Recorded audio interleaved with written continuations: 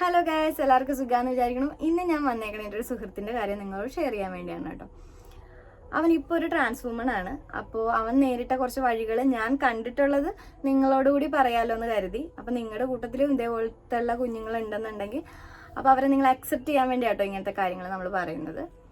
അപ്പോൾ എൻ്റെ ഒരു നല്ല ഫ്രണ്ടാണ് ഈ അപ്പു എന്ന് പറയുന്നത്. അപ്പോൾ ഞങ്ങൾ 3 പേരാണ് എല്ലായിടത്തും ഒരുപോലെ നടക്കുന്നത്. ഇവിടെ പോയാലും ഒരിടത്ത് തന്നെയാണ്, എപ്പോഴും ഒരിടത്താണ്. അല്ലെ അവനൊരു ബോയ് ആണ്, അല്ലെങ്കിൽ അവൻ്റെ കൂടെ അത്രയും നമ്മൾ കൂട്ടുകൂടരുത് എന്തൊക്കെ നമ്മുടെ അമ്മമാരും ഒക്കെ പറയല്ലേ. പക്ഷെ ഞങ്ങൾക്ക് ഇന്ന് വരെ ആ ഒരു വേർതിരിവ് അവനോട് തോന്നിയിട്ടില്ല. നമ്മളെപ്പോഴും നമ്മുടെ കൂട്ടുകാരനല്ലേ, നമ്മളൊരു കൂട്ടുകാരനല്ല, നമ്മൾ ഒന്നാണെന്നുള്ള ഒരു മൈൻഡിലാണ് നിൽക്കണം. നമ്മൾ എവിടെ പോയാലും ഒരുമിച്ചാണ്, കടയിൽ പോയ ഒരുമിച്ചാണ്, എല്ലായിടത്തും ഒരുമിച്ചാണ്. നമ്മൾ വേറൊരാളായിട്ട് അവൻ ഇന്ന് വരെ കണ്ടിട്ടില്ല. അപ്പോൾ അവൻ്റെ ഫാമിലീസിൽ കുറേ പ്രശ്നങ്ങളൊക്കെ ഉണ്ടായിട്ടുണ്ട്. കാരണം ഇവൻ മീൻസ് അവൻ നടക്കുന്ന ശൈലിയിലൊക്കെ ഇത്ര സ്ത്രീകളുടെ ഒരു ഓൾമോസ്റ്റ് ഇപ്പം നമ്മൾ അവൻ്റെ ഡ്രസ്സിങ്ങിലൊക്കെ തന്നെ ആണെങ്കിലും ബനിയനൊക്കെ ഇച്ചിരി ടൈറ്റ് ആയിട്ടുള്ള ബനിയൻസ് ഒക്കെയാണ് ഇടുന്നത്. അപ്പം അത് ഓരോരുത്തരുടെ ഇഷ്ടമല്ലേ, അവൻ്റെ ഇഷ്ടമാണത്. അപ്പം അങ്ങനെ ഇടുന്നതുകൊണ്ട് അവൻ്റെ കസിൻ ബ്രദറൊക്കെ അവനെ കുറെ തല്ലിയിട്ടൊക്കെ ഉണ്ട്, കുറെ ഉപദ്രവിച്ചിട്ടുണ്ട്, അടിച്ചിട്ടുണ്ട്. എന്നിട്ട് പറയും നീ ഇങ്ങനത്തെ ഡ്രസ്സൊന്നും ഇടരുത്. അതാ ഞാൻ ഒരാളുടെ എന്താ പറയുക, നീഡ്സ്, അവർക്ക് ഇഷ്ടമുള്ള കാര്യങ്ങൾ ചെയ്യാനായിട്ട് ഓരോരുത്തർക്കും ഓരോ സ്വാതന്ത്ര്യമുണ്ട്. അതിലൊരാൾ കൈ കടത്തരുതെന്നാണ് എനിക്ക് പറയാനുള്ളത്. അപ്പം ഇപ്പം ഞാൻ പറഞ്ഞു വന്ന കാര്യത്തിലേക്ക് കടക്കാം. 4ാം ക്ലാസ്സിലൊക്കെ പഠിക്കുന്ന സമയത്ത് അവൻ നല്ല രീതിയിൽ കരഞ്ഞിട്ടുള്ള ഞാൻ കാണുന്ന ഒരു 4ാം ക്ലാസ്സിലൊക്കെ പഠിക്കുന്ന സമയത്താണ് കേട്ടോ. സത്യം പറഞ്ഞാൽ അവൻ എല്ലാവരോടും നല്ല രീതിയിലാണ് നിൽക്കുന്നത്. ഒരു പാവാണ് സത്യം പറഞ്ഞാൽ. അവൻ ആരോടും ദേഷ്യപ്പെടുകയോ വഴക്കുറയാണോ ഞാൻ ഇന്ന് വരെ കണ്ടിട്ടില്ല. അവന് ക്ലാസ്സിൽ തന്നെ കുറേ ബോയ്സ് ഉണ്ടല്ലോ, ഇവൻ്റെ കൂടെ ഇരിക്കുന്ന കുറേ ബോയ്സ് ഇവനെ കുറേ ഉപദ്രവിക്കാറുണ്ട്, തല്ലാറുണ്ട്, ഇടിക്കാറുണ്ട്, കളിയാക്കാറുണ്ട്. സത്യം പറഞ്ഞാൽ എനിക്ക് തന്നെ സങ്കടം തോന്നിയിട്ടുണ്ട്. ഞാൻ പലപ്പോഴും അവനോട് പറഞ്ഞിട്ടാ നീ പോയി പ്രിൻസിപ്പാളിനോട് പോയി പറഞ്ഞ് കംപ്ലൈൻറ്റ് ചെയ്യാൻ, എന്നിട്ട് അമ്മയോടൊക്കെ പറഞ്ഞിട്ട് സീനാക്കി അങ്ങനെ വിട്ടാൽ പറ്റത്തില്ല, ഇവന്മാർ ഇങ്ങനെ ചെയ്താൽ ശരിയാവില്ല എന്നൊക്കെ പറഞ്ഞാൽ എപ്പോഴും പറയാറുണ്ട്. കാരണം എൻ്റെ ഒരു സുഹൃത്താണ്. ഇപ്പം എനിക്ക് വേണ്ടപ്പെട്ട ഒരാൾക്ക് എന്തെങ്കിലും സംഭവിച്ചാൽ ഞാൻ എന്തായാലും റിയാക്ട് ചെയ്യും. കാരണം നമ്മൾ റിയാക്ട് ചെയ്യാത്ത ഒരാളാണെങ്കിൽ കൂടി നമ്മൾ റിയാക്ട് ചെയ്യും. കാരണം അവർ നമുക്ക് അത്ര വേണ്ടപ്പെട്ട ഒരാളാണെങ്കിൽ നമ്മൾ ഉറപ്പായിട്ട് റിയാക്ട് ചെയ്യും. അപ്പോൾ എനിക്ക് പലപ്പോഴും സത്യം പറഞ്ഞാൽ എൻ്റെ കണ്ണുവരെ നടന്നിട്ടുണ്ട് അവനിങ്ങനെ ഇടിക്കുകയൊക്കെ ചെയ്യണ കാണുമ്പോൾ. നമുക്ക് പക്ഷെ ഒന്നും ചെയ്യാൻ പറ്റും. ഞാനൊരു ടീച്ചറോട് പോയി പറഞ്ഞു, ടീച്ചറെ ഇങ്ങനെ ഉപദ്രവിക്കണ എന്തിനാണ്, അവൻ എന്തൊരു അടിയാണ് കൊടുക്കുന്നത് എന്നൊക്കെ പറഞ്ഞ് ഞാൻ അങ്ങനെ ഭയങ്കര സീനൊക്കെ ഉണ്ടാക്കിയിട്ടുണ്ട്. അങ്ങനെ ഞങ്ങളുടെ ഒരു ക്ലാസ് ടീച്ചർ ഒരു പാവൻ ടീച്ചറായിരുന്നു. ആ ടീച്ചർ ചോദിക്കുകയൊക്കെ ചെയ്തിട്ടുണ്ട്. എഗൈൻ ഇത് തന്നെ, പുറത്തേക്ക് ഇറങ്ങുമ്പോൾ ഇവനെ കുറെ കളിയാക്കും, റോട്ടിലൊക്കെ വെച്ച് കളിയാക്കും, അവനെ കുറെ ഇടിക്കും, ഈ പെണ്ണുങ്ങളോട് നടക്കണം. ഞാൻ ക്ലാസ്സിലെ പെൺപിള്ളേരാണെങ്കിൽ കൂടി അവനെ കുറെ കളിയാക്കാറുണ്ട്. സത്യം പറഞ്ഞാൽ എനിക്ക് സങ്കടം വരും. എങ്കിലും അവൻ എല്ലാ ദിവസവും ക്ലാസ്സിൽ വരുന്നുണ്ട്, നന്നായിട്ട് വരക്കും. അവൻ നല്ല രീതിയിൽ വരക്കും, നന്നായിട്ട് ഒരുങ്ങും, മനസ്സിലായി. നമ്മളെയൊക്കെ നല്ല രീതിയിൽ മുടിയൊക്കെ കെട്ടിത്തരും.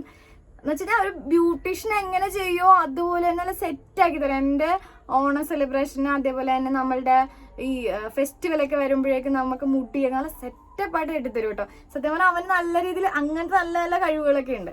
അപ്പൊ നമുക്ക് അവന്റെ കുറവുകളെ ചിന്തിക്കാൻ ഞങ്ങൾ ഇതുവരെ ചിന്തിച്ചിട്ടില്ല.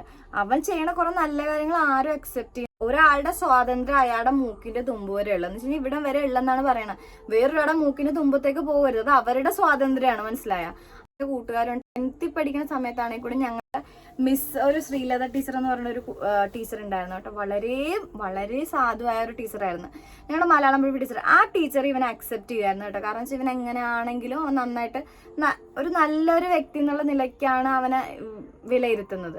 അതുപോലെ തന്നെ ഞങ്ങളുടെ ക്ലാസ്സിൽ ആമ്പിളേരൊക്കെ ഇവനെ കുറെ ഉപദ്രവിക്കുകയൊക്കെ ചെയ്യുന്നത്. അങ്ങനെയാണ് അവൻ ആ പഠിത്തം തന്നെ 8ാം ക്ലാസ് തൊട്ടേ അവന്റെ പഠിത്തം നിർത്തിയവൻ.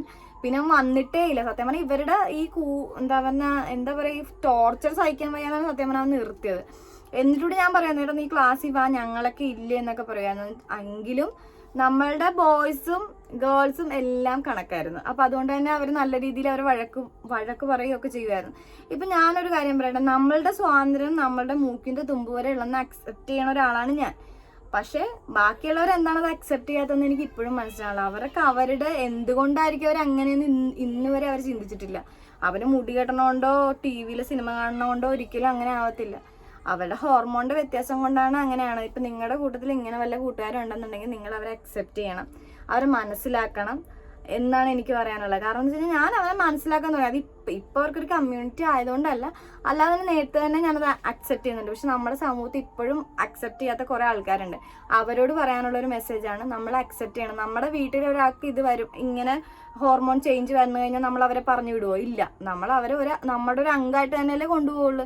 അതിനൊരു പ്രതിവിധിയായിട്ട് അവരുടെ ജീവിക്കാൻ വേണ്ടി വിടുക. നിങ്ങൾ അവരെ ഒരിക്കലും ഒരു ജീവിതം ഒരിക്കലും പിടിച്ചു വെക്കാൻ പറ്റത്തില്ല. അത് അവരുടെ ജീവിതമാണ്. നിങ്ങളത് മനസ്സിലാക്കി അവരോട് സന്തോഷത്തോടെ പോവാം. നമ്മുടെ വീട്ടിൽ ഇതേപോലെ ഹോർമോൺ വ്യത്യാസമുള്ള വല്ല കുട്ടികളും ഉണ്ടെന്നുണ്ടെങ്കിൽ അവരെ അക്സെപ്റ്റ് ചെയ്യാൻ ശ്രമിക്കുക എന്നുള്ളതാണ് എനിക്ക് പറയാനുള്ളത്. പാരൻസ് ഇപ്പൊ അങ്ങനെ ഒരു കുട്ടികളുണ്ടെങ്കിൽ നിങ്ങൾ ആദ്യം ചെയ്യേണ്ട കാര്യം എന്ന് വെച്ച് കഴിഞ്ഞാൽ, ഒന്നെങ്കിൽ അമ്മയോ അച്ഛനോ ഇരുന്ന് എന്താണ് നിന്റെ പ്രശ്നം എന്നുള്ള ചോദിക്കുക. അപ്പൊ അമ്മ എനിക്ക് ഇങ്ങനെയാണ്, ഞാൻ ഇതായിട്ടാണ് എനിക്ക് തോന്നുന്നത് എന്ന് പറയുമ്പോൾ ഒരു ഡോക്ടറെ അടുത്ത് കൊണ്ടുപോയി അവരുടെ അഭിപ്രായം കൂടി നോക്കിയിട്ട് എന്നിട്ടും അത് അക്സെപ്റ്റ് ചെയ്യാൻ പറ്റുന്നില്ലെന്നുണ്ടെങ്കിൽ അവന്റെ വഴിക്ക് വിടുക.